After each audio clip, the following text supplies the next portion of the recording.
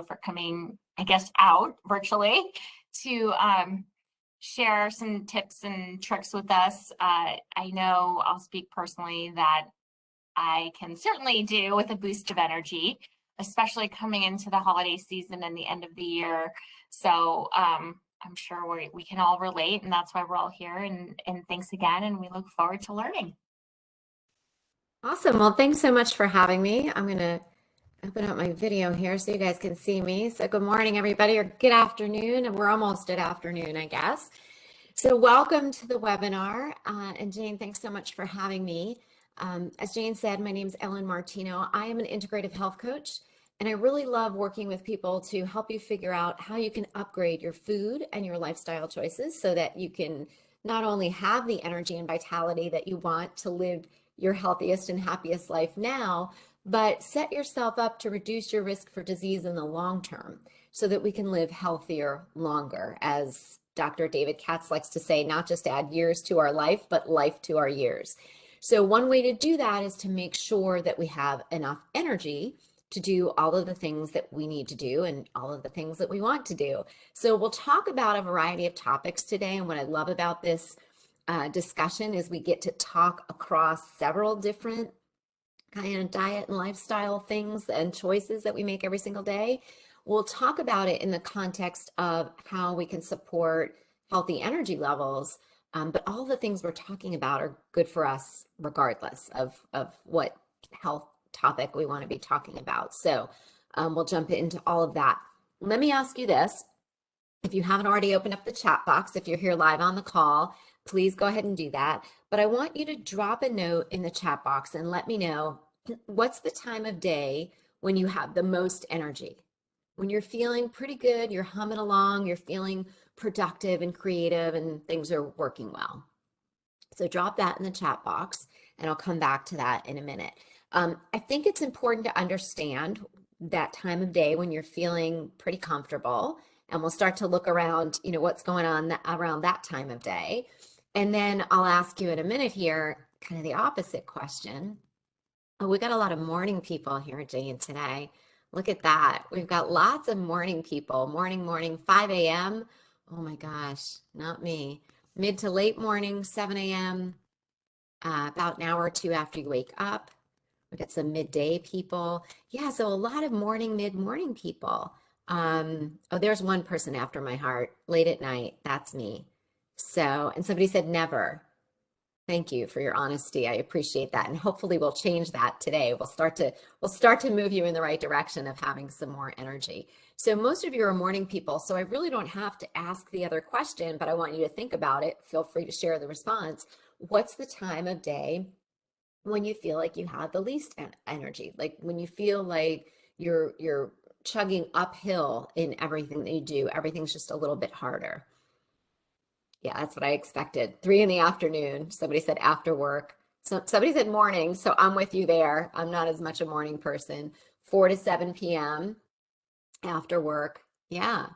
So after work, you're just kind of feeling spent and exhausted and don't have the energy to do things we like to do outside of work. Somebody said first thing in the morning. We'll talk about that too, because that's important. So if you have a sense, and there's no right answer here, obviously, right? We're all across the board. If you have a sense of when you feel pretty comfortable and when you feel like you could use a little help, I think it'll give you an indication as to which of the levers that we're going to talk about today might be a good place for you to start if you're trying to balance your energy levels. So years ago, Dr. Mark Hyman wrote an article, and I continue to refer back to it because I think it's very illustrative of what we're still dealing with. But it was called The Third Metric, How to Solve the Energy Crisis. And he wasn't talking about the cars on the road. He was talking about us, a human energy crisis. And the article makes it very simple. You ready? Here it is. Don't leave after I say this because it's not as easy as it is simple, right? Step 1. Take out the bad stuff. Step 2, add in the good stuff, right? It's that simple. And we're going to talk about how to do that today. And what you'll see is the good stuff and the bad stuff kind of comes in some of the categories that we have up here that we're going to talk about. So when I talk about boosting energy naturally, I'm not talking about relying on sugar and caffeine to get you through your day, and then you're crashed at the end of the day and you can't function or do the other things you want to do. I'm talking about paying attention to our blood sugar levels and our energy levels throughout the day so that we can be on more of a train ride as opposed to a roller coaster. Let me know, are you a roller coaster person or a train ride person? Not at the amusement park, but in terms of your energy levels. Do you feel like you're more on a roller coaster throughout the day, or do you feel like you're on that nice, even train ride going through the countryside? Ooh, we got some train ride people. That's good to know. And we've got some roller coaster people. So for those of you that said you feel like you're on a train ride, like things are nice and steady, somebody said a train that hits bumps. Aren't we all on that train ride that hits bumps? Um, for those of you that said you were on the train ride, though, feel free to jump in at any time using the chat box and let us know what works for you. What allows you to have kind of that steady stream of energy throughout the day? And we'll talk about some of these things, but if you have other things going on that work for you, let me know. And somebody said it depends. It absolutely depends, right? So what about what do I want to oh, okay, we're gonna get into food. So we'll talk about that. But having the energy and vitality that we want really starts with taking care of ourselves. And I know we don't have any time to do that because we're so busy doing other things. But here's the thing. For those of you that have ever been on a plane, I know some of us haven't been on a plane recently, but you know the spiel, right? When the oxygen masks fall from the ceiling, if they do, put your oxygen mask on first. Why? Well, I mean, does that say you should just ignore other people and not help other people? No, but you really can't be of service to anybody else if you don't take care of yourself first, right? So that's what this is about. If we pay a little bit of attention throughout the day on things that help us to feed and fuel and nourish ourselves, then it's much easier for us to be present for everybody and everything that needs something from us. So somebody said what keeps them on the train ride is they always eat breakfast, they plan healthy snacks, lunch and dinner, plus drink lots of water. Great. So we don't even have to have this conversation because you covered it, right? That's it. So if you can get in a routine and you don't have to change everything at once, we'll talk a little bit about maybe how you can do this, where you're feeding and nourishing your body from a nutrient, from a food standpoint, that's a big piece of this equation because our energy levels are really keyed off of our blood sugar levels. And if we can keep our blood sugar levels stable, then the rest becomes a whole lot easier. Now, the way we're going to have this discussion today is in reverse of Dr. Hyman's 2 simple steps, because I personally think that it's easier to add in good stuff. And then once we've done that, we start feeling better. It's a lot easier to let go of some of the quote unquote bad stuff, right? So we're going to start with the good stuff. And the good stuff is food. Food is what feeds and nourishes our body. Food is what gives our body information and building blocks and raw materials to create hormones and enzymes and antibodies and T cells, which we've been talking a lot about this year when it comes to our immune system, but also strong bones. And for those mitochondria in our cells, every single cell has a little energy factory in it. And that energy factory needs raw materials in order to produce energy. So when we think about, what are the things that we can do to have more energy, put in good raw materials. And that comes in the form of mostly fruits and vegetables, right? So if you look at the current USDA guidance, and you can go to myplate.gov if you want to look at it, or the Harvard School for Public Health put something out called the Harvard Healthy Eating Plate, which I love. It really relies on the basics of the USDA guidance, but it expands a little bit and it puts water in the corner of the plate, as one of your colleagues just mentioned, as opposed to milk, which we can talk a little bit about if that interests anybody. But when you look at your plate, half your plate fruits and vegetables.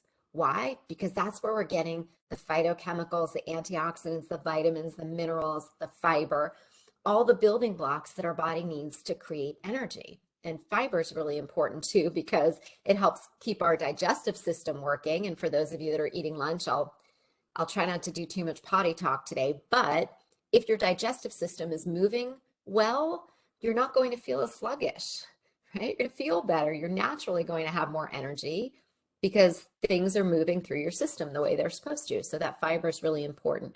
But all the other stuff, particularly the B vitamins, are really important as building blocks for our body to be able to make energy. So in addition to the fruits and vegetables, lots of colorful fruits and vegetables, the other half of the plate is pretty evenly split between clean, lean protein and whole grains, mostly whole grains. So not the refined and processed junk that we're finding in cookies and crackers and breads and tortillas and things like that. The refined and enriched grains sounds nice, not so nice. Refined means they just strip the bran and the germ away and you're left with the starch. Basically, they took all the fiber and nutrients out and left you with the quick burning sugar piece. And it just breaks down very quickly, becomes into your blood sugar. And then so that's the refined part. The enriched part is they add synthetic vitamins and minerals back in to make up for the stuff they took out. So no, most of what we're eating is whole grains because it comes intact with the vitamins, the minerals, the fiber, all that good stuff. So we're talking about brown rice, quinoa, millet, amaranth. I just had wild rice the other night and I realized I don't think I've made wild rice in years. And it was pretty good. I liked it. So, try something new. I love quinoa because it's got good protein, fat, and fiber. It's got a little bit of everything. It's technically a seed and not a grain. Do I have any quinoa fans out there? If you haven't tried quinoa, a really good way to try it is to just add a little bit to the rice that you're already cooking and just kind of eat it with your rice. Or better yet, if you really don't even want to see it or you want to kind of sneak it in, throw it into your chili or your soup or your stew. I know it's still warm, but we're getting to fall season. I'm in Texas, and I know you guys are in Florida, so it's almost time to be making those things. But when you put the quinoa in, it cooks right into the soup. Doesn't change the texture or the flavor at all, but you've added some nutrition in. Yeah, somebody said you can treat it like oatmeal. Yep. And somebody said they love it. They add lots of veggies. How do you spell quinoa? Quinoa. I think I spelled it right. I would not be great at a spelling bee because I have to write things down.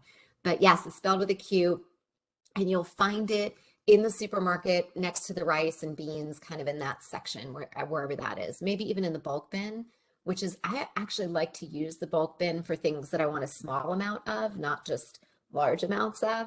So you can buy a half a cup of quinoa and cook it up with a half a cup to a cup of water. It cooks really quickly and easily.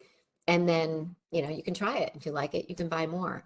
But when I'm trying something new, I always like to kind of have it with something I know I already like. So if you're cooking rice, just add a little bit of quinoa to it, maybe a quarter cup, and try it that way. So, yeah.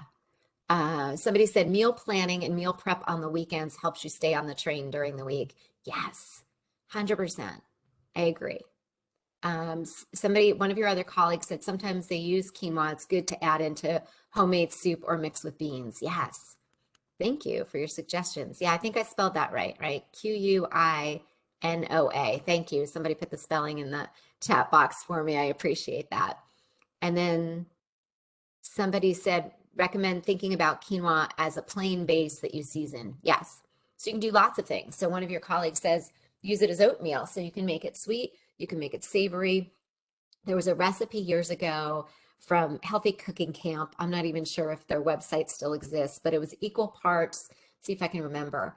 Apple cider vinegar, soy sauce, maple syrup, and olive oil, and a little bit of garlic if you want to. I feel like I'm missing something. I'm going to find the recipe and send it to Jane so she can share it with you guys.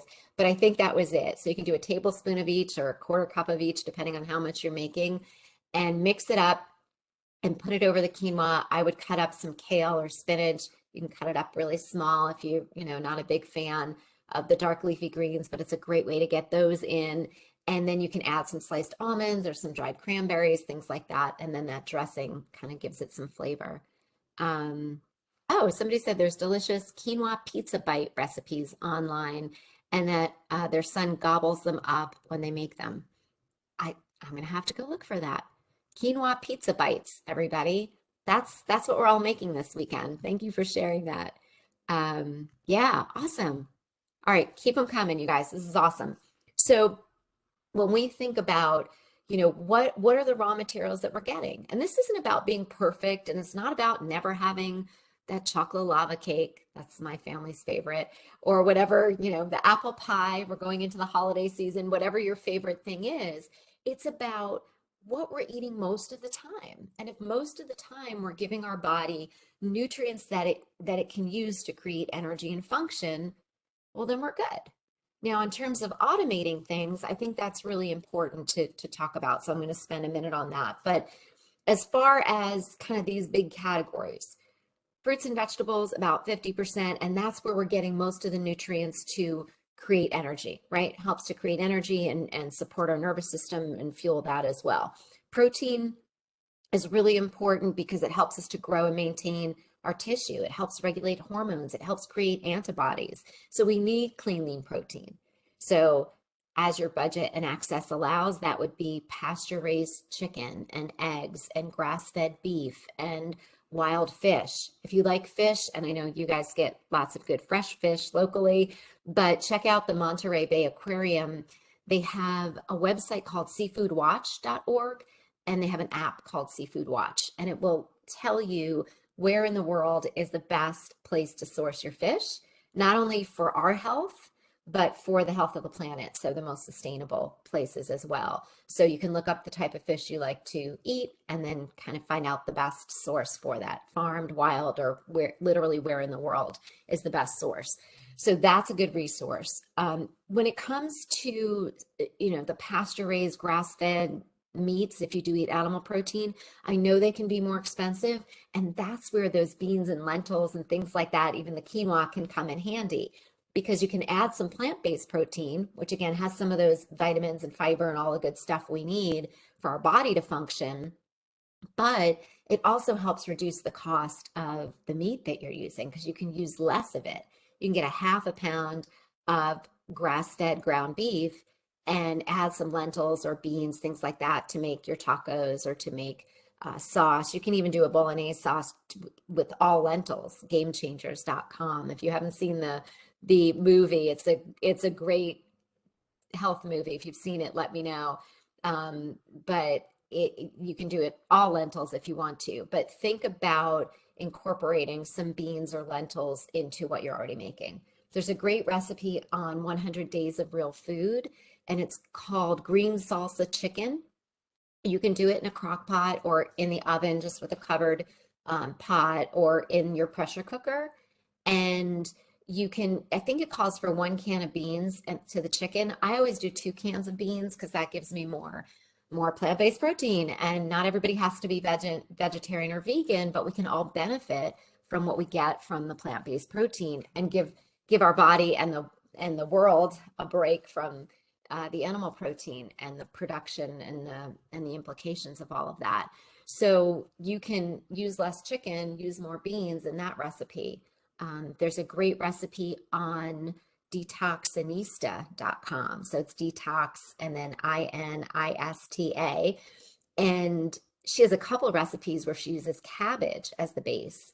So she'll put cabbage in the slow cooker or pressure cooker or oven, and then layer the chicken on top. And when you're done, the chicken gets nice and soft and shredded, and you mix it in with the cabbage. So you get all that good nutrition from the cabbage, but you can feed a lot more people with it. Or if you're like me, there's just 2 of us here, we can put some meals in the freezer so we don't have to worry about what to cook maybe a week from now or 2 weeks from now. Somebody said, "What the health is a must watch." Yes, I love that. Somebody said, yes, they did. It changed their entire diet. Is that from Game Changers? That movie it's really mind blowing. So if you have not seen that documentary, put it on your list of things to do over the holiday season. Somebody said Thanksgiving is a great time to try this out on the family, for sure. And here's the thing, like maybe you make those quinoa pizza bites for snack one afternoon, or you add a little quinoa to the stuffing. Nobody's going to know. I'm okay with that, right? We're not lying. We're helping them live their best life. That's what we're doing. So think about ways that you can add nutrition in. You don't have to change everything, but as one of your colleagues said, planning and prepping a little bit can make a big difference. So maybe you plan 3 different snacks that you can eat during the week. Maybe it's some vegetables that you're going to cut up when you cut up salad tonight, just cut up some extra celery and carrots and put them aside.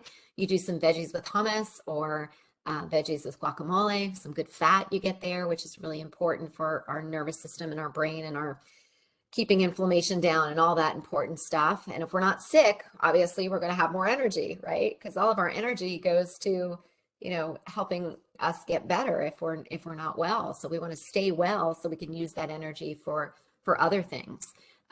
But planning 3 snacks. So maybe it's the veggies with the hummus, maybe apple or banana with almond butter or sunflower seed butter if you don't do nuts, and maybe some trail mix, or maybe a yogurt, a Greek yogurt with some blueberries and some hemp seed or sliced almonds on top, right? So figuring out 3 healthy snacks where you can add nutrition in during the day. So even if you don't have a perfect breakfast or lunch or dinner, once or twice a day, you're going to get this nutrient dense snack. And for those of you that are having that lull in the afternoon or late afternoon, I think that comes from, well, maybe doing the sugar and caffeine during the day, which we'll talk about, but I think it also comes from that big gap between between lunch and dinner. Like breakfast to lunch, most of us could manage pretty well, but lunch to dinner, 5, 6, 7 hour gap is a long time to go without eating. So think about inserting a nutrient dense snack somewhere around 2, 3 o'clock, whenever that lull is for you, and that will help to keep your energy and your blood sugar levels stable. Yeah. Awesome. I'm just reading your comments. I want to make sure I didn't miss anything. Okay. So I could talk about food all day if you couldn't tell.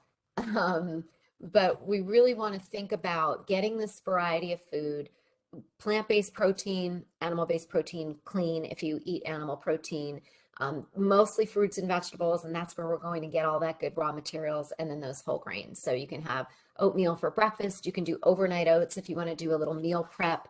For meal prep, I have a couple of resources for you. 3 I want to share with you. One is Laura Prepon's book called The Stash Plan. So if you're looking for a holiday gift or you don't want to buy it, just go to your local library, The Stash Plan. Up front, she has a couple of broth recipes, bone broth recipes. I think she has a vegetable broth recipe there too. And then I think 6 weeks of different meal plans. The other person I love in this space is Sarah Lynn Cauchon, and she goes by the moniker The Domestic Geek. And you can find her on YouTube. And when you find her on YouTube under The Domestic Geek, look for her weekly meal prep series videos. And they're very short, but they give you really good inspiration and really good hints and tips. And if you guys have others, please share it. Oh, someone said they love The Domestic Geek. She's adorable. She is so adorable. So check her out and the weekly meal prep, and you'll get some good hints and tips. The third resource I love in the meal prep space is Sweet Peas and Saffron, the website, Sweet Peas and Saffron. She has some amazing recipes. I think she has 6 or 7 chicken marinades, and then she has another 7 chicken marinades. So you can buy a big family size pack, save some money, and buy your chicken in a larger pack. And then you can marinate it 3 or 4 or 7 different ways and put it in the freezer. And then when you're ready for it, just take it out the night before, throw it on the grill the next night, and you've got a meal. So you don't have to eat the same thing over and over. But she has some amazing meal prep stuff. And then I love the website, what's it called? masonjarlifestyle.com. And they have some really great little goodies. They have some silicone wraps that you can put your mason jar in so it's less likely to break. They have little cups that you can insert in your mason jar so you can put your veggies at the bottom and then put your cup of nut butter or hummus at the top and just cover it all up, and you've got a good to-go snack. masonjarlifestyle.com. And they have really nice stainless steel jar lids. So are there any mason jar people out there? You know how the lids get rusty and kind of gross, and they're hard to get now, right? So if you have ones that you can use that will last longer, even better for us, better for the environment. So those stainless steel lids I really like. Okay, I definitely could talk about food all day, but I have a lot of other levers I want to talk to you about. So, moving our body helps us balance our energy levels in a couple of different ways. First of all, and by the way, feel free to do some jumping jacks. Nobody's on camera. So do some jumping jacks. If you want to put your headset in and go take a walk, if you're working and listening, you're moving your body, hopefully. Get down, do some planks, push-ups, whatever you want to do. Moving our body helps the oxygen and nutrients flow from our head to our toes. So instead of just being sedentary, which we are most of the day, some of you may have jobs where you're more active, which is great, but a lot of us are just sitting at our desks all day or in the trucks or in our cars. So moving those oxygen and nutrients throughout our body just allows us to feel more alert, which is really important. So we're getting our circulation going and we're moving all of that around. When we move, we get those feel-good hormones, those endorphins. You know how people talk about that runner's high, those endorphins? You don't have to be a marathon runner. We still can produce those feel-good hormones where we're going to feel more energetic and more positive if we're moving our bodies. The other side of this, and it's not, Jane and I had talked about this, it's not all about boosting our energy and having lots of energy. Some of this is the opportunity to unwind as well. So when we exercise, we get an opportunity to literally burn off some of those stress hormones, which is important. And when we move more during the day, we'll sleep better at night. We'll talk more about sleep here in a few minutes. When we sleep better, we wake up feeling refreshed, better able to deal with whatever's going to come our way. Our amygdalas are engaged, we can handle it. And it's easier to make good food choices. And we have the energy to exercise the next day. So all of these things are connected, and we don't have to do them all at once. But I want you to pick something. You know, maybe it's drink more water. Maybe it's move a little bit more. Maybe it's work on our sleep. But pick one thing from this discussion today and work on that. Maybe it's just prepping your snacks for the week and kind of get that going. And then you can work on breakfast or lunch or dinner, right? Just pick one thing. But when we move, it's going to help us in all of these different ways. Let me know in the chat box one way you found to add movement into your day. Because I think what's challenging is even if you exercise, let's say you go swimming or you ride your bike or you do some kickboxing, great, you're doing that for an hour. Let's say you do it every day, awesome. Let's assume you're getting a good night's sleep, which I'm going to show you in a minute. It's right around 7 or 8 hours. We'll talk about that. We're left with 15 or 16 waking hours that we're mostly not moving. So some of you are saying taking a walk at lunch or on break, using the standing function of your sit-stand desk. Yes, that was one of the first things we got my husband when he started working from home, was a table that could adjust up and down so that he could just physically change his position throughout the day. A few of you are using those. That's great to hear. We also got, for the holidays last year, his big present was a balance board. So it's kind of like a skateboard with no wheels. So he could stand on that and work on his core strength and his balance. So this is the kind of fun we have in our house on the holidays. We get balance boards for holiday gifts. We're always concerned about health in this household and what we can do to support it. Walking on 15-minute breaks. Yep. And every little bit counts. Somebody said afternoon stretches before lunch. So yeah, if you don't have any wrist or shoulder injuries, you can do some stretches right now. You can reach over your head. I like to clasp my hands and reach behind my back and just pull my shoulder blades together gently, right? Don't do it if you have any shoulder injuries or anything like that. But that allows the muscles in the front of your chest to kind of move in the opposite direction that they normally do. All day, we're sort of driving or on our computers and we're hunched forward. So when you clasp your hands behind your back, you get to stretch those muscles in the opposite direction. So thank you for sharing that. That's a great idea. Yeah, and all movement counts. It's not just about, the hardcore workout. Somebody said they go to the gym early in the morning so they can make it to work on time. Yeah. And how do you feel when you get to work? So for the person who shared that, let me know. When you get to work, are you exhausted because you worked out or are you feeling energized? So let me know how you feel. I'm hoping it's the latter. Stationary bike, Somebody said moving their legs while sitting at their desk. Yes. Somebody else said window shopping at Sam's Club. That, if you're walking around a warehouse store, you're getting some mileage in there, so that's good. And if you're just window shopping, you're not charging anything on your credit card. To me, that's a win-win. Batting cages. Oh, nobody's ever said that before. That's cool. Okay, so for the person who said they exercise early in the morning before work, they said they have more energy on the days that they go to the gym in the morning. So thank you. I'm glad my hypothesis bared out in your experience. Um, yeah, and she's saying it really does give her more energy. That's awesome. And it's for all those reasons, right? We're moving the oxygen and nutrients around, we're getting rid of some of the stress, and this is my own personal theory. If you work out in the morning, you don't have to think about it for the rest of the day. And you're proud of yourself, right? Take a minute to pat yourself on the back because we don't do that often enough. But if you hadn't gone to the gym, what's going on? You're carrying that with you all day, thinking, oh, I should have gone, or oh, I have to go after work, and I don't have time for that, right? I really need to do these other things. So it's not hanging over your head, causing you more stress and distress. Um, yeah, somebody said they're more focused and ready to work after their morning exercise. Yeah, absolutely. Yeah, for sure.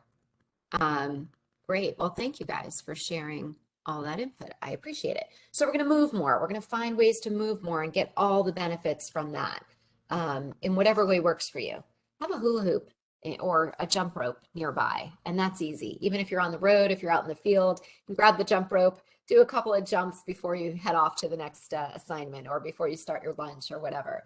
So another piece of the energy equation and something that can sap our energy if we don't pay attention to it is stress. So, in the interest of talking about adding in the good stuff first, let's talk about all the things we can do to mitigate the impact of stress. And if you want to share, please jump in the chat box and share some ways that you mitigate the impact of stress. It doesn't have to be anything big. As a matter of fact, it can be as simple as taking a deep breath. If you feel like doing this with me, just put your feet on the floor. If you're sitting, uncross your legs. If you're standing, just bend your knees a little bit. If you're driving, you can do this. Just don't close your eyes. I want you to let all the breath go. Let that big sigh of relief go. Take a slow, deep breath in through your nose. Hold it for a second or two. And then let that breath go through your nose or mouth, whichever you're comfortable with. Okay? Yeah, somebody said they do 4 to 5 deep breaths with a count of 6 in and then out for 6. Yeah. So I want you to try it again. And this time you can try it this way. And one of your colleagues is saying they do 6 in and 6 out. Another way to do it, so you can try that if you want. Another way to do it is to think of a box and breathe into the count of 4. This is called square breathing or box breathing. Hold it for the count of 4. Breathe out for the count of 4. And then wait for the count of 4. Or you can try to breathe out those last 2 sides of the box. It's one of the ways that our body detoxifies, right? Again, we're going to have more energy naturally if we're not carrying around a lot of junk. So taking that slow, deep breath is really great because it helps bring the blood pressure and the cortisol down. It helps, if you're like me, bring your shoulders back down to where they belong. They sort of creep up during the day with that little bit of stress. And it really helps you to shift your body into that relaxed state, or what's called the rest and digest state. So I really recommend you take a slow, deep breath or two before you eat. And this helps your body to relax so that you can digest your food well. It's really hard to digest our food well when we're stressed. Our body will always defer to the stress. So where is that energy going to go? It's going to go to the stress because it thinks we're in trouble. And it's going to go to pumping out cortisol and adrenaline. So if we want to digest our food well so that we can make good use of the quinoa and the spinach and the grilled chicken and whatever else we're eating, we really should take a deep breath, slow deep breath before we eat. The other thing about counting your breaths, like your colleague shared with us, is it shifts your focus to the breath and away from whatever was stressing you out. So not only do we get all the physiological benefits, but we get some psychological benefits of shifting our focus. So we take that slow, deep breath, and we relax, and then we're not thinking so much about whatever was stressing us out. It also puts a little space between us and our response to whatever we're dealing with. And that little bit of space might be just enough, just what we need to be able to respond in a more thoughtful, less stressed out way, right? So you can do this a variety of ways. Breathing is easy. I love breathing in through our nose. It helps slow everything down, and our immune system has some natural filters built in there so it can filter out some things that we don't want. And then if you do breathe out through your mouth, you can just pretend you're breathing through a straw, and it slows and elongates that breath. Okay? So breathing, simple. You can do it anywhere, anytime. Let me ask you this. Where is your happy place? Where is a place that if you could go there right now, you know you would be calm and relaxed and all would be right in your world? Be very peaceful. Where would that be for you? And it doesn't have to be even realistic about someplace you could get to. Maybe it's Hawaii. Somebody said their bed. The first person that jumped in said their bed. I love that. I love that you associate your bed with being calm and peaceful and relaxed. That's awesome. So for me, I was visiting in your Fair County just before the shutdown. So we were there the first weekend in March of 2020. I have my family there in your area. So thank you for everything you do to keep Pinellas County running as smoothly and beautiful as you all do, because it's a beautiful place. But I was at the beach down at St. Pete Beach, and I was standing there, and we kind of knew what was going on, but none of us at the time knew kind of how bad it was going to get or for how long.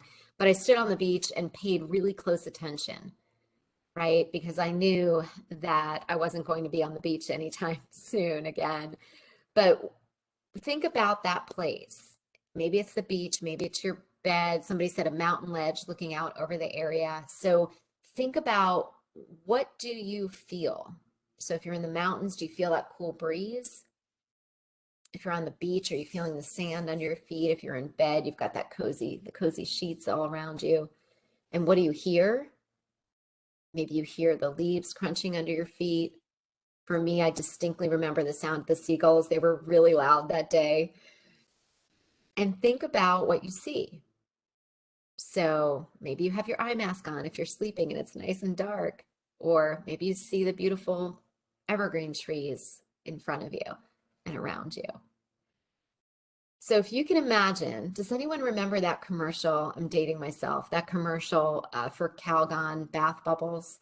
And the tagline was, Calgon, take me away. That's what this is about. So if you can visualize, and if you're not good at visualizing, have a picture of that place that makes you feel calm. But taking a slow, deep breath or two and imagine being in that place, and it can really take it down a couple of notches for you. So even if you can't get there, actually, like, gee, I'd like to go to Hawaii. That would be nice. I'm not going to get there anytime soon, but I can imagine what it would feel like if I was there. Oh, somebody said they used that line this week. Thank you. I'm glad I'm not the only one that remembers that commercial. And somebody else said it yesterday. Yeah. So that's what this is about. So some of you said mountain climbing, being in a park, being on a ledge. Yeah. So it's that feeling. It could be in a bathtub, right? With the bath bubbles, and it's just relaxing and quiet, right? Maybe you hear some music you're playing in the background. So you can meditate if that works for you. You can do some gardening. You can play golf. My husband calls that his therapy. That's his meditation when he goes to play golf. So it really literally takes him away from the computer and everything, the work stuff, and allows him to be, out with friends in nature playing golf. So yoga, tai chi, qigong, whatever your thing is, or just taking a slow, deep breath, all of that helps mitigate the impact of stress. What happens with our energy levels is when we're stressed, we're creating a lot of cortisol and adrenaline, which is really draining on our adrenal glands. When our adrenals run out of raw materials to make cortisol and adrenaline, the stress hormones, they'll start borrowing progesterone and testosterone from our reproductive system. so that they can use those to make more stress hormones. And at the same time leads us to cravings for things like simple carbs because they break down really quickly and can give us energy. So when we get in this trap of the stress energy depletion circle or cycle, the best way to break out of it is to exercise or do something that helps bring that stress level down so our bodies don't have to be continually pumping out cortisol and adrenaline. So this is good for any health issue we're going to talk about, but for sure, when we talk about energy levels, if you're really stressed, it's hard to feel light and energetic, right? Because all the energy is going to that stress. All right, here's another really important piece of the equation that I could spend all day talking about, but I'll try not to. When we sleep, this is our body's opportunity to rest and repair and prepare us for whatever's going to come the next day. When we get a good night's sleep, our hunger hormones and satiety hormones tend to work better. So are you guys familiar with the hunger hormones? There's ghrelin, which is the one that says, feed me, I need food, go get me something to eat. And then there's leptin, which says, we're good, not enough. We can stop eating now, or we don't need to eat right now. So if we haven't had a good night's sleep, which one do you think works better or is louder? Is it the feed me hormone if you haven't had a good night's sleep, or the we're good hormone, leptin? Which one do you think is louder that we hear more? Somebody said feed me. Anybody else want to weigh in? Ghrelin, feed me. So you guys kind of all agree on that? Yeah, it's the ghrelin. When you don't get a good night's sleep, yeah, we got a few more that agree with you. When you don't get a good night's sleep, gremlin's going. It's saying, feed me. I need some energy. I didn't get enough rest. So you need to now self-medicate with quickly with carbs so that I can have energy to get through the morning meeting or get through my day.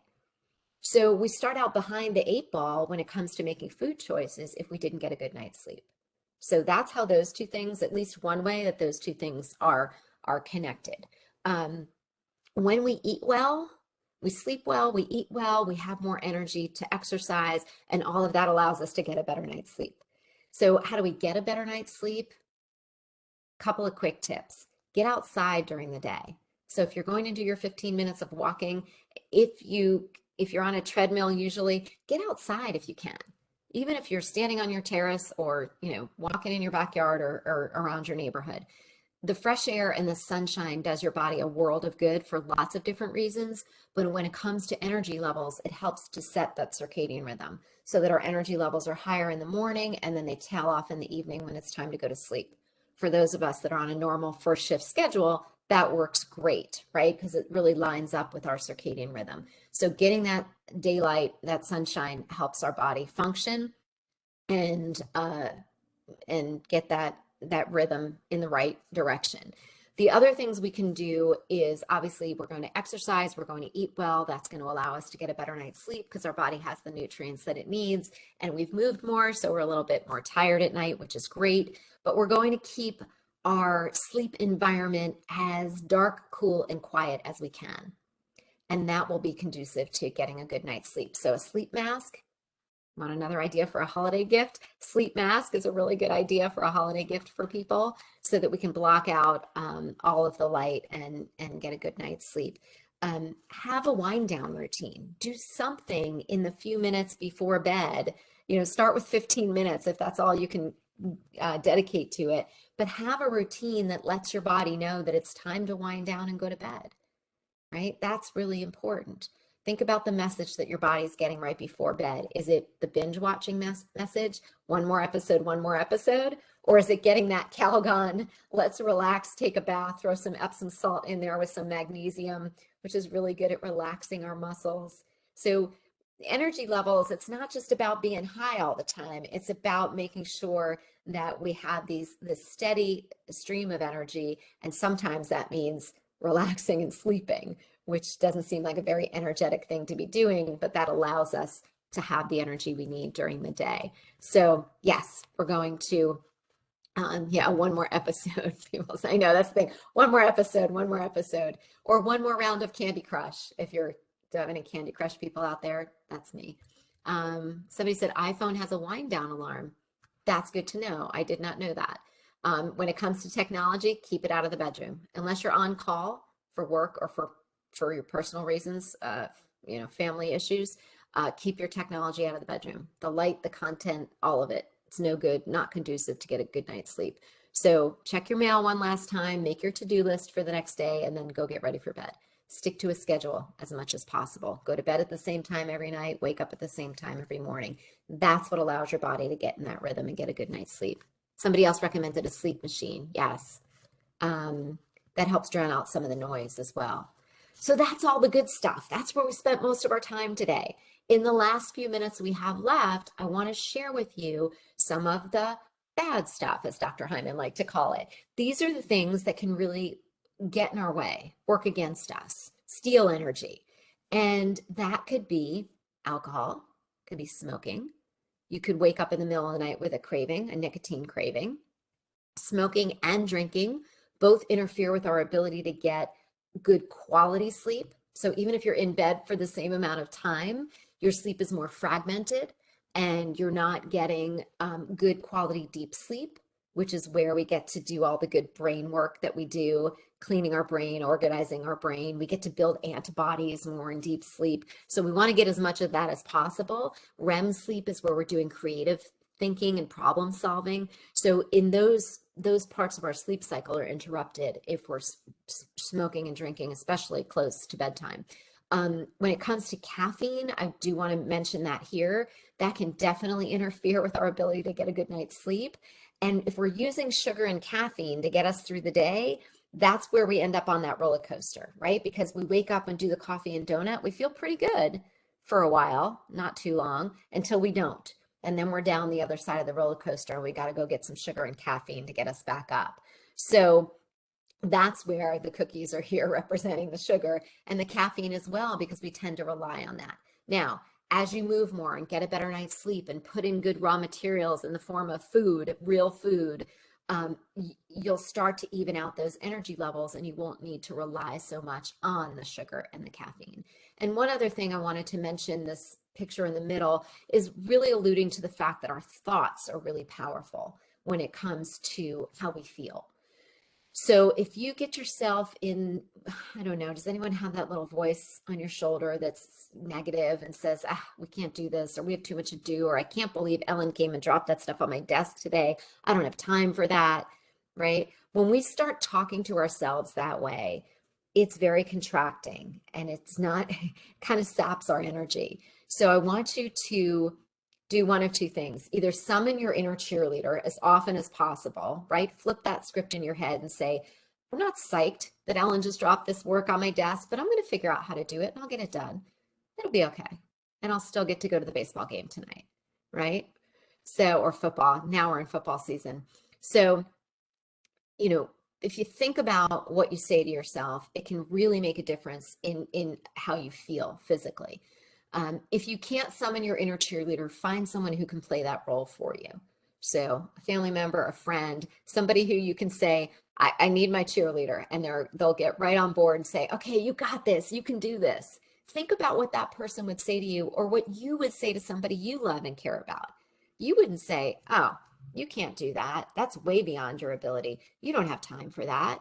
You would never say that to anybody, right? I hope not. You would say, you got this. You totally got this. You can do this. I believe in you. So that's the message I want you to give yourselves, because if we can kind of flip that negativity, which stops your energy, we can kind of create energy from nothing, right? Just with our thoughts. It can be really powerful. The other thing that I love, and again, this works both ways before we talk about smoking here, and I put my diffuser on before I started this call, I love essential oils. And so you can use things like peppermint and citrus oil if you need a little lift. For those of you that mentioned being out in the woods, in the forest, among trees, that's really energizing. It's great for our immune system as well. But all those smells that we get in the forest, those evergreen smells, are really, really good for us as well. So Those can be uplifting. If you're taking a long car ride, putting a little bit of peppermint essential oil on a cotton ball, stick it in your air vent. Those can be very uplifting. But there's also things like lavender and cedar wood that are calming. So that can help us to balance our energy levels when we need to unwind a little bit as well. What else can help? Well, hardly a health topic we can talk about where we wouldn't say quitting smoking would be helpful. And the same rings true when we're talking about our energy levels. So if our nerves are more elastic, if our lungs are not able to work to their full capacity, then it's hard to exercise, right? That's one way that smoking can get in the way. Now, if you quit smoking, you start reaping the benefits immediately, within minutes and hours. So our CO2 levels start to drop back to normal levels. Our circulation can improve. Our blood pressure gets more normalized and regulated very quickly. And just within months, the cilia within our nose and our lungs, everything just starts to get better and healthier. So if you are ready to quit smoking or know somebody who is, please support those people and yourself. And sometimes it takes more than once. I totally get that. I was on a call with somebody the other day and they said they quit several times, but they stuck with it and it finally stuck. So now they're a non-smoker. But do what you need to do aside from the impact on your lungs and increased risk for cancer. Obviously, it's just harder to live your healthiest, happiest life and have the energy and vitality that you want if you are smoking. When you do smoke, you can, I should say, when you quit smoking and you're not smoking anymore, you can kind of fill that space with things that are more energizing, right? So you can move more. It'll become easier to move more, and that will help you to continue to conquer the nicotine cravings. But you can also eat healthier foods, right? And things will taste better, which is really neat. Somebody said when they're asleep, there are times that they're still thinking, and when they wake up, they remember everything that they were thinking about. Yeah, they have a hard time stopping thinking when you're asleep. So one of the ways to deal with that is just to write before you go to bed. It could be a gratitude list, so that kind of shifts your focus to something positive that happened during the day. It could be writing your to-do list for the next day before you go get ready for bed, so you kind of get it out of your head, or literally just some free writing, just free association, whatever you want to write. So thinking about kind of getting it down on paper sometimes can be helpful for kind of leaving it there. Now, when we sleep, we do get into that problem solving state in REM sleep. So some of that is normal and we want that, but I certainly don't want it keeping you up at night. Finding that wind down routine that works for you before bed will make a really big difference, because if you're doing a couple of yoga poses or stretches or even playing your guitar or reading a book, you will shift your focus away from whatever was churning in your brain to not that, right? And wind down a little bit before bed. So try some of those things. Now, everything we talked about today is helpful, but if you find you're really still struggling, definitely talk to your doctor, talk to a counselor or a therapist. If there's something more going on, either psychologically or physically, we definitely want to get to the root cause of those issues. If you're taking certain medication, for example, that might interfere with your energy levels or your ability to get a good night's sleep, which then impacts your energy level the next day. So definitely talk to your doctor. Somebody mentioned to be aware of essential oils around pets. So do your research. Yes, thank you for sharing that. That is important. Good. Okay, thank you. And thank you guys for everything you're sharing. It's awesome. I appreciate it. So where do we get to with all of this? Where we get to is, if we want to have the energy and vitality to live our healthiest and happiest life now, reduce our risk for disease in the long term, and be able to live healthier longer with energy and vitality to do all the things that we want to do, then it starts today. And it starts with us feeding our body as much real, whole, nutrient dense food as possible. So we put those good raw materials in so we can take care of our body top to bottom, including making energy, right? And have all those raw materials for that. We're going to get a good night's sleep so we can make better food choices the next day so that we have the energy to deal with what comes our way. There was a study Dr. Matthew Walker did, and I think they looked at folks who slept 6 hours a night for, was it just one night? I think it was just one night, this study. And they found the amygdala, the part of our brain that deals with our emotional response to things, was 60%, 60% more reactive to negative stimuli than a person who had a good night's sleep.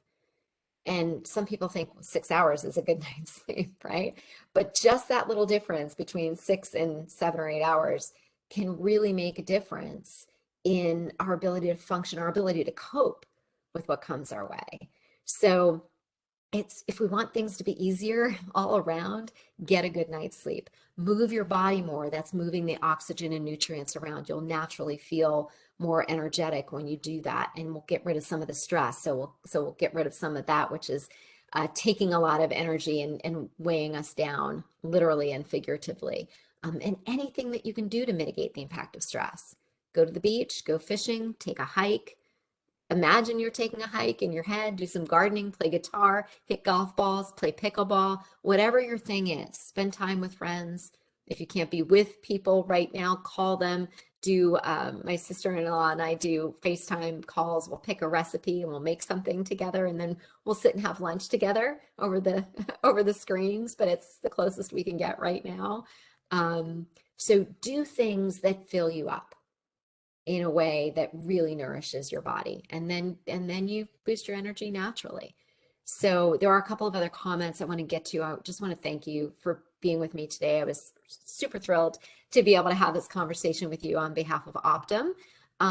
Somebody said, are drinking homemade smoothies the same as eating the fruit and vegetables raw? Pretty much.